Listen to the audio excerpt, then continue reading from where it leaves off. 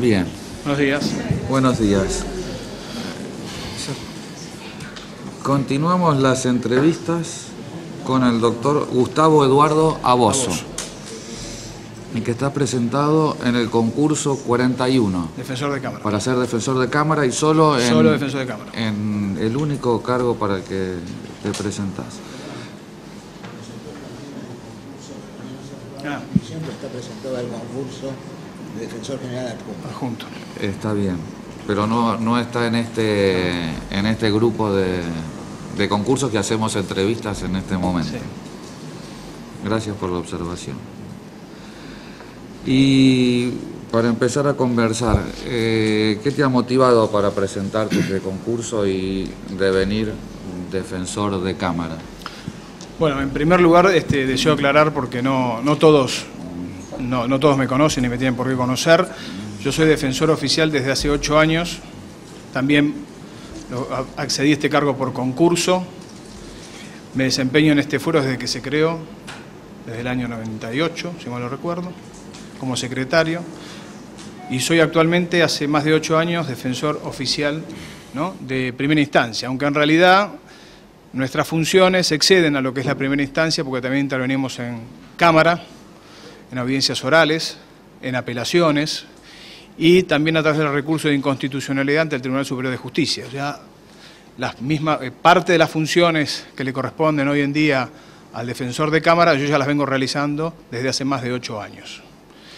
Tuve la oportunidad, trabajando justamente en esta segunda instancia, de tener un primer precedente que se llamó el Berganti sobre el tema de del cumplimiento de la observancia de la garantía de doble conforme. Esto es frente a una condena, una revocación de una absolución y condena dictada en segunda instancia a través del recurso inconstitucional. Se logró uno de los precedentes de los muchos que hay, ¿no?, pero en mi caso en particular, el precedente Alberganti, donde se logró que el Tribunal Superior de Justicia implementara un sistema de doble conforme que hasta la fecha no existía, logrando que la revisión judicial, como el Tribunal Superior de Justicia tiene una competencia originaria y limitada, pasase a otra sala. ¿Qué pensás de la forma que resolvieron para solucionar el tema? En ese caso sí estoy de acuerdo, porque obviamente se estaba vulnerando una garantía, la posibilidad que tiene que tener todo acusado, de acuerdo a nuestra Constitución local y Constitución nacional y tratados y pactos internacionales, de obtener una revisión judicial. En este caso esa revisión judicial no se daba, tenía solamente, la segunda instancia había dictado la condena y bueno, gracias a esto se pudo lograr en un tema que es contravencional, que el Tribunal Superior de Justicia muchas veces ha dicho que en materia de derecho contravencional ciertas garantías y ciertos derechos que están enumerados en nuestra Constitución local ampliamente y en la Constitución nacional, en los pactos internacionales, no se aplica directamente. Con lo cual fue un reconocimiento muy importante de que para el derecho contravencional se discute, ¿no?, y se discutía en ese entonces si esto era derecho penal administrativo, derecho administrativo sancionador o qué era, si era un apéndice del régimen de faltas. Que el Tribunal Superior de Justicia haya dicho esto en el presente Alberganti me parece y me parecerá muy importante, porque reafirma que las garantías y los derechos del imputado también se aplican con el mismo vigor e intensidad en el derecho contravencional, igual que ocurre en su homónimo, que es el derecho penal. Y en las faltas, ya que falta también, tema, ¿considerás que se aplica enteramente el derecho penal y todas las garantías constitucionales? Sí, creo que la diferencia es cuantitativa, no es cualitativa. El régimen de faltas reprime conductas con pena de multa, ninguna con privación legítima de privación de la libertad, pero se aplica igualmente. La Corte Interamericana ya lo ha dicho en Baena, en distintos precedentes, que se aplica el derecho administrativo sancionador, está alcanzado con la misma intensidad que el derecho penal de respetar y observar por parte de las autoridades públicas los derechos y garantías del acusado. No hay una diferencia, insisto, solamente la diferencia es cuantitativa, no cualitativa. ¿Y qué otra causa en la que hayas intervenido te parece representativa de lo que vos pensás? Que haya intervenido, bueno, algunas no fueron siempre con buenos resultados, pero sí me parece la primera excarcelación que se discutió en el Tribunal Superior de Justicia fue en la causa Ruiz, que fui yo el defensor oficial que la impulsó, donde, si bien por mayoría, pero hubo un voto de la doctora Ruiz, donde acogió el planteo de la defensa, y yo creo que en ese caso el Tribunal Superior de Justicia debería haber, no porque sea defensor, sino porque en esa oportunidad la Cámara se había remitido a rechazar la excarcelación de esa persona por un latiguillo, porque existía peligro de fuga, pero no explicaba el porqué del peligro de fuga. Eso fue un precedente importante, más allá del resultado, me parece que fue un precedente importante que por ejemplo, el Tribunal Superior de Justicia tratase el tema de la excarcelación, la libertad de una persona durante el proceso, que es un tema que tiene vital importancia para los defensores oficiales, ¿no? Antes de llegar al juicio, no es lo mismo que una persona llegue en libertad que llegue con una prisión preventiva.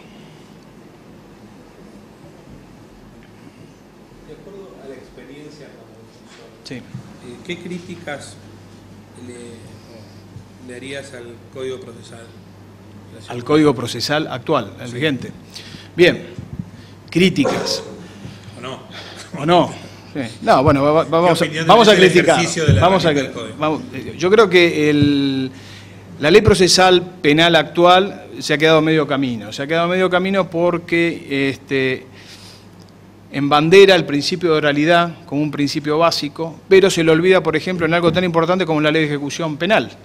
Una persona que es condenada, después para discutir la libertad condicional, salidas transitorias o cualquier régimen de semilibertad, lo tiene que hacer por escrito. No veo por qué. Debería existir audiencias orales donde el juez, el fiscal y el defensor puedan discutir si esta persona está en condiciones o no de acceder a una libertad condicional o a un régimen de salida transitoria o salidas excepcionales, etc. Por lo demás, el principio de oralidad en la segunda instancia también está limitado, salvo la sala tercera que lo aplica en general por todas cuestiones de que son interlocutorias. Solamente aclaro esto, por sentencias definitivas, cuando uno apela se hace una audiencia del 284 que es oral. Pero yo creo que se tendría que discutir algo tan importante como la excarcelación. Por ejemplo, si yo apelo una denegatoria de excarcelación, en la segunda instancia debería haber una audiencia oral donde esté la persona imputada que está privada de libertad, que es el mayor interesado en lo que los demás estamos discutiendo, debería ser oral. No es lo mismo, la inmediación o la inmediatez, como se denomina, es muy importante acá. Los jueces cuando tienen que resolver mirando a la persona y teniendo en cuenta cuáles son la problemática actual, no es lo mismo resolverlo en el escritorio, que muchas veces puede ser, no digo que esto sea el caso, pero también existe algún tipo de delegación que sea otro el que resuelva y no que esté el juez presente frente al imputado y le explique por qué motivo él va a permanecer detenido en una causa en la cual se le está haciendo en su contra. Me parece que eso es importante. Y sí, también otra cosa que yo limitaría es el recurso del fiscal. El recurso del fiscal debería, para mí en particular, el fiscal, salvo con todas excepciones como en observancia de la ley, alguna cuestión de garantías constitucionales que no se haya observado a favor del imputado, no debería tener el recurso de apelación. El recurso de apelación solamente es una garantía que le reconoce, o que está avalada obviamente por el Estado y la Constitución Nacional y la Constitución de la Ciudad Autónoma de Buenos Aires, solamente para el imputado, el acusado, no para el Ministerio Público Fiscal. Esas son las limitaciones que a grandes rasgos yo propondría o me gustaría que... El recurso de apelación debería ser como una forma de plasmar el doble conforme. Para el acusado sí, obviamente, porque si uno está condenado tiene el derecho a recurrir. No el fiscal, frente a la absolución, el fiscal no tiene el derecho a recurrir a obtener una condena. Yo creo que el fiscal debería tener una sola oportunidad. Si él lleva a juicio y entiende que ese caso tiene que ir a juicio y tiene prueba suficiente, bueno, que las presente y lleve a la persona, pero no... Digamos, esta posibilidad que existe hoy en día de llevar a las personas a juicio frente a cualquier absolución, apelar libremente. Yo creo que el Estado no puede tener no puede tener paridad de armas, en este caso de recursos, que la defensa y el propio imputado. En esto yo creo que hay una falla. Salvo que el Estado considere valioso la doble instancia, entonces busca... Pero siempre los tratados internacionales siempre lo consideran valioso para el imputado, nunca para el Estado. El Estado no tiene ese derecho. La lucha por los derechos humanos y los derechos dentro de lo que es las garantías constitucionales del derecho procesal penal siempre fueron para el acusado. Bueno, el fiscal en ese sentido no tiene un agravio. Él presenta el caso. Si el caso no se conduce a la condena que él pretende, bueno, salvo que haya una observancia manifiesta de la ley, casos muy extremos, ¿no? Yo creo que el recurso, estoy convencido que el recurso fiscal debería ser limitado. De hecho, estuvo en una ley que se llamó Ley Parche, estuvo limitado. antes que tuviéramos el Código Procesal Penal actual, hubo una ley que se denominó Ley Parche, que limitaba seriamente el recurso del fiscal. Eso el fiscal no podía apelar por prueba, porque el juez no valoró la prueba como él quería. No, mire, usted tiene que ir con una cuestión sustancial. Acá hay una observancia de una garantía constitucional o del acusado o una inobservancia de cómo se aplicó la ley. Pero no porque la prueba no fue valorada o tasada como usted pensaba, esto le habilita al Estado a recurrir. Obviamente que a todos los fiscales no les va a gustar, ¿no? Está claro. Y que el derecho positivo actual tampoco acompaña a este parecer, porque cada vez tienen mayores posibilidades de recurrir. Pero bueno, digo, si estamos hablando de un plano ideal, me parece que en un Estado democrático, social y de derecho, las garantías son para el acusado, no es para el Estado.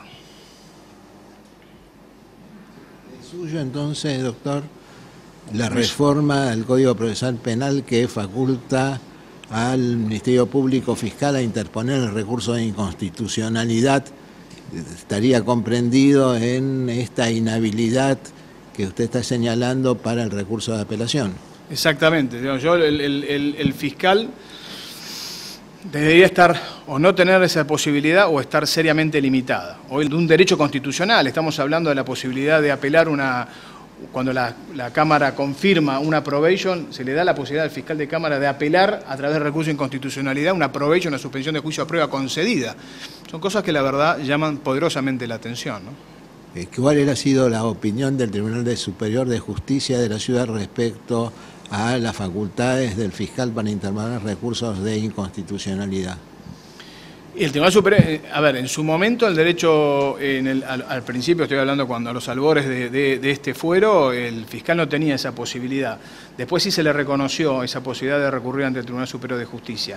Lo cierto es que de lo que uno lee de los fallos de la doctrina del Tribunal Superior de Justicia, ve claramente que los recursos del fiscal son ampliamente receptados.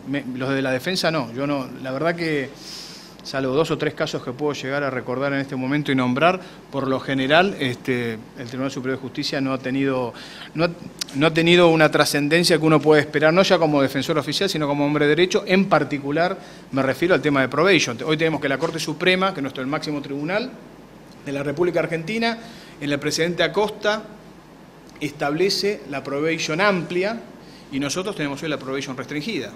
Y las competencias que tenemos por los delitos que tenemos no son graves, no tenemos delitos graves, son delitos que antes eran de competencia correccional, no mayor de 3 años, salvo el tema de la aportación agravada, pero en general, digamos, uno no puede, digamos, a veces explicarle al acusado por qué motivo, si él no tiene antecedentes, frente a la probation concedida en primera instancia y en segunda instancia, después del Tribunal Superior de Justicia revoque esa concesión, basado en que solamente porque el fiscal, si se opone el fiscal, que es una lectura, insisto, parcializada y que gran parte de la doctrina no la mantiene, solamente el Tribunal Superior de Justicia hoy en día, me animo a decir, mantiene esta tesis o teoría restrictiva respecto del alcance de la probation. Esto limita, no solamente, yo siempre aclaro lo mismo, limita los derechos y garantías no solamente de la persona acusada, sino de aquellos que podemos alguna vez ser acusados de algún delito. Esto no es de la persona en particular, esto es respecto de todos los ciudadanos que están en juego los derechos y garantías. Entonces me parece que desde ese punto de vista sí es llamativo, esperemos que después con los recursos que se vayan a interponer o que sigamos en la misma lucha como se está siguiendo hoy en día, esta doctrina cambie, ¿no? Se acople o sea homologable a la doctrina del fallo Acosta, ¿no? De la Corte Suprema de Justicia. Como defensor actual, tanto actuando en primera como en segunda instancia, ¿cuáles son los apoyos que brinda la Defensoría General a la actuación en general, no digo en caso particular suyo, pero sí en general a los defensores que requieren precisamente ese apoyo de la Defensoría General? Bueno, en este sentido, obviamente que hay, en la actual gestión hay un amplio apoyo, digo, porque cuando se inició la Defensoría Pública, me tocó a mí ser defensor en realidad, yo ingresé en el año 2003, si mal no recuerdo, 2003, en noviembre del 2003, las posibilidades que teníamos de contar con distintas oficinas, etcétera, eran muy limitadas, casi inexistentes, porque ahí se discutió el tema de la ley de ministerio y la autonomía, autarquía de la Defensoría Pública. Lo cierto hoy es que tenemos, desde que la persona está detenida, hay un 0800, que es justamente una oficina de detención de personas, que a uno no solo le pueden, más allá de la comunicación que uno tenga con el fiscal de turno, pero sí, si uno tiene, por ejemplo, que evaluar algún domicilio, pues esta persona no tiene domicilio, etcétera, el 0800, las personas detenidas, brinda, digamos, una atención interesante, importante, incluso en la búsqueda de testigos, etcétera, respecto del hecho, cuando, digamos, son las primeras 24 horas que uno tiene que discutir ahí, tiene que decidir si esta persona declara o no declara, cuál es la prueba que hay en ese momento. También hay un apoyo importante respecto de, por ejemplo, en muchas causas es necesario la intervención de peritos, ya sea peritos armeros, de traductores, de veterinarios, etcétera, de la Defensoría General a través de sus distintas oficinas. Se ha coordinado esto para que se pueda obtener en forma rápida el asesoramiento en un tema donde uno obviamente es ajeno. Y también respecto de los recursos de inconstitucionalidad, siempre hay una asistencia, digamos, hoy en día la comunicación es bastante fluida con la Defensoría, con las distintas oficinas y reparticiones de la Defensoría General, en pos, obviamente, de luchar, asegurar las garantías constitucionales de una persona acusada en un proceso.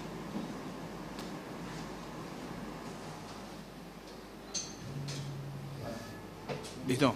Bueno, muchas gracias.